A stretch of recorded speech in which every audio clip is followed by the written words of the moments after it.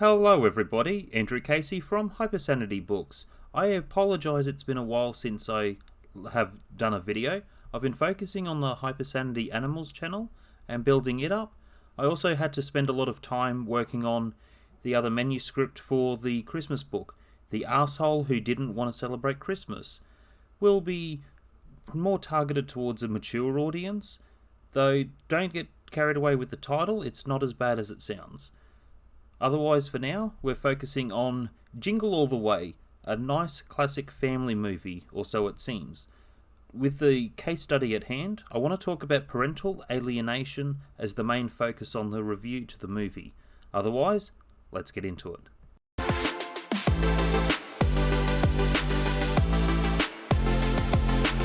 Number 10. Based off actual shopping violence. Writer Randy Kornfeld wrote the script, and it was inspired from witnessing shopping violence mostly around the supply and demand of Mighty Morphin Power Ranger dolls, action figures, and Cabbage Patch Kid dolls. From this, he presented the script to Chris Columbus, the Home Alone director, and he also had his own experiences witnessing trying to buy a Buzz Lightyear doll for his kid and seeing other people who had experiences with shopping violence. The two people had their own similar experiences, so it helped write the script. Sometimes that's something to consider with your writing. Sometimes fiction is not that far away from fact, no matter how bizarre it seems. And in the 90s there were some interesting comedies that seemed a bit bizarre, but were based off a lot of fact. Number 9. Workaholic. Oh yes, we've been busy, but I like that. I'm gonna make it. Within the beginning of the film, Arnold Schwarzenegger is represented as a workaholic, working hard selling mattresses. Now, I'd like to argue on a point. He's not participating in the work Christmas party. He is actually busting his butt off. Whether that is reality to the circumstances of the time of year to sell mattresses like that between so many people, the red flag I do notice with that is saying, "You're my number one customer," to so many people. That's not so good for business, I believe. However, within all the circumstances, when you are succeeding at some things in life, there will always be sacrifice. You see a lot of CEOs that build big businesses. They have less of the family life, or they miss out on their daughter's sweet 16 or certain events because of the sacrifices they made to achieve what they achieved. So within the family unit, I don't see him being a bad character with bad intentions. However, it's showing his choices has had an impact on the relationship with his son. Number 8. Repairing the relationship. Johnny's gonna get one, and so's everybody else I know. Whoever doesn't can be a real loser. I love you. Oh, I love you too, Jamie. I love you. It has that moment of trying to be the father to repair the relationship, and sometimes the offer of what do you really want for Christmas is one effective way to repair a relationship. So within talking about parental alienation, there is a lot of criticism that comes to it, though with the sort of intention he's thinking he can find a way to repair the relationship this way. It's not such a bad idea, to be honest. However, when it showed the story and the bonding and the excitement in the next scene, you're thinking that it was just the scene that you just saw, but some time has passed and he never picked up the toy. So within the expectation of fulfilling what his son wanted for Christmas most, the father didn't fulfill that promise, which then comes to Christmas Eve. Number 7. Show versus tell. One thing I find effective with the film, it shows the experience of waiting outside for 2 more minutes to go into the shop with other parents trying to find the one toy. Now, I like how effective it is. You get into the story of what it's like to have the failure in this one scene. And following up after that is a montage of going from place to place and having the same problem, which is effective. So that's the tell side of it. So sometimes you can show your story unfold in how you write the story, and then the telling side of it is telling in a montage, going from place to place and speeding the story along. Number 6. Self-sabotaging. Sinbad played the role quite well. Within the conflicts in the story, Sinbad, with his character Myron, he has a lot of self-sabotaging moments in the story, like outside the shopping centre waiting for the doors to open. He's also a bit more unstable under certain pressures. I would say he has a lot of other anxiety within failing as a parent. He is also self-sabotaging himself because he's comparing his childhood and his shortcomings to his neighbour who became a multi-billionaire. That's not always a good comparison. So within the story, there are certain scenes with perspectives put into place. Here's to you, Dad. So within the cafe when he's talking, it put things into perspective for Arnold Schwarzenegger's character to think, I need to obtain this toy. It's just a toy. There should be a way to do it. From the shopping centre scene, it also showed that people were not civil lining up for the balls. So within talking about parental alienation, he's pushing himself into circumstances which then led to things that you think, what the hell are you doing in this type of comedy, trying to take a ball off a kid?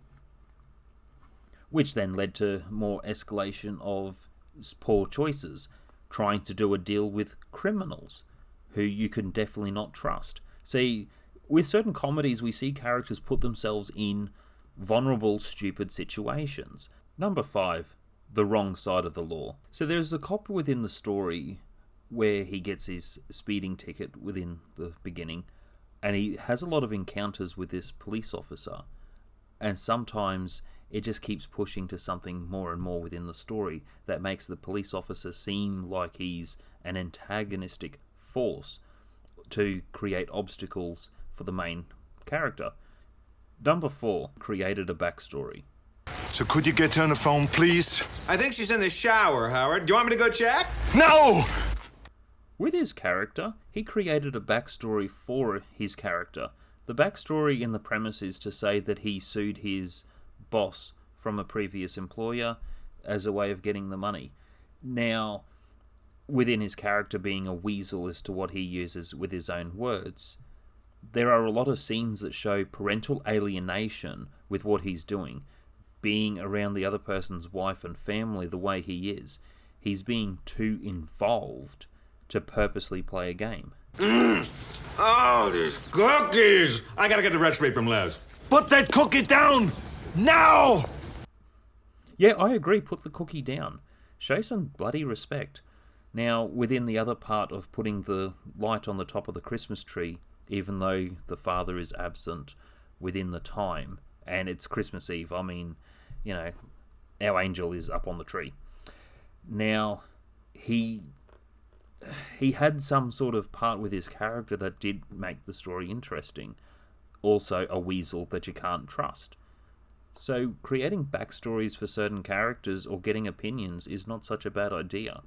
Though there is a lot more objective scrutiny that I have for his character, because I actually see him as the antagonist and the bad guy of the story. Number 3, Ted.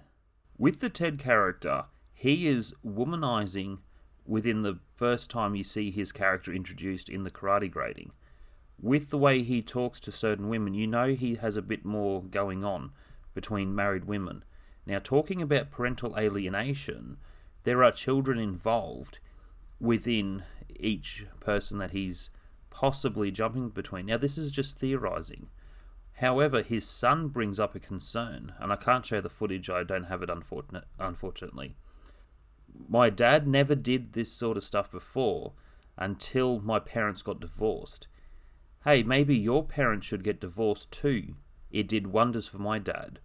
So talking about parental alienation and characterizations within the story, you can see that the Howard character is under more pressure having someone interfering with the family life as he has previously done through the story. Where I have the concerns, what about his son's wife? So poor Johnny doesn't have the best situation. It may seem all glamorous and sparkly with the way Christmas is presented and the type of handyman father he has going around the block. Though I have a lot of concerns for this child, which brings me to some other points. Number 2, stealing presents. Alright, I want to make one thing perfectly clear. I'm not saying it's right to steal the presents from under the tree. However, in the circumstance to that boy and his entitlements, the way that boy is being raised away from his obviously loving mother that has no custody access. That's just me theorizing about a backstory. I also believe within that circumstance, if Arnold Schwarzenegger did steal the present and it came to that quick resolution, that child may have grown up a lot differently because of that circumstance. I'm not saying it's right. It's the same sort of thing. It's trying to justify a bad behavior, something wrong, or a crime because of the potential outcome. So within a story to keep to that type of case, that's just what I theorize. With the Marvin character at the end of this movie trying to steal the Turbo Man off the kid, I also find with that circumstance, it came to the ending and the child gave up the present, even though it meant a lot to him. Because what he wanted more than that toy was that time and bonding with his father. Number 1, beginning, middle, twist. We hear about this within the Goosebumps movie. R.L. Stine has talked about this subject matter. The horror genre and thrillers, some have a twist within the end. Something where the entire story is wrapped up with an unusual twist that the reader or viewer does not see coming. With comedies, I propose a punchline to wrap up the movie. So you could have the entire movie and premise around a theme, like looking out for the present for a child, but the punchline is this. What? What did you get me? So many years of marriage and he didn't get a present for his wife. All being said, reconnecting with my son after some time and certain circumstances in life, this will be my first Christmas with him ever. I have compromised to have Christmas for him just in different circumstances. And the first Christmas I had with him 2 years ago, my son got his own Turbo Man. It was in the package and he opened it. There were only 200,000 ever made. So the whole point, it didn't matter. Why have a toy that's going to sit on the shelf for years just because it gains value doing nothing? What do you think, Turbo Man? It's turbo time! Otherwise, that's it for today. Hit like, subscribe, comment. I'll be doing some more case studies, especially around Christmas stories, because through the silly season, there is some interesting things to look forward to. I know there is some hard subject matter within today's video, touched on in a bit of a lighter tone. Otherwise, we'll see you all next time.